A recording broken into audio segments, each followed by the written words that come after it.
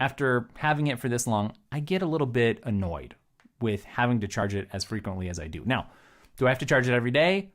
Technically, I don't always, but I have to charge it frequently enough that it's annoying. Like, I'll see that it's on low power mode all of a sudden, and I'm like, how did that happen? This is the Apple Watch Ultra. And it just turns out Apple Watches aren't ready yet to give you a full week of battery. And it's one of the worst parts of having an Apple Watch, especially a really expensive one like the Apple Watch Ultra. You would like to have all week battery life.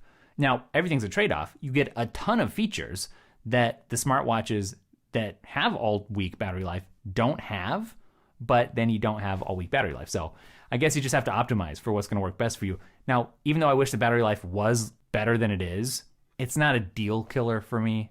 I don't say I regret having the Apple Watch Ultra. Certainly, it's better than what I would get with a normal Apple Watch. So, I can't really complain there. But if there was one thing that I could improve about the Apple Watch Ultra, that would be it. Especially because one thing I like to do with the Apple Watch Ultra is because it's such a nice Apple Watch, it's the best Apple Watch, I like to grab my AirPods, and disconnect from my phone. It's like the ultimate focus mode. And so that was one of my original intentions with getting this higher end Apple Watch.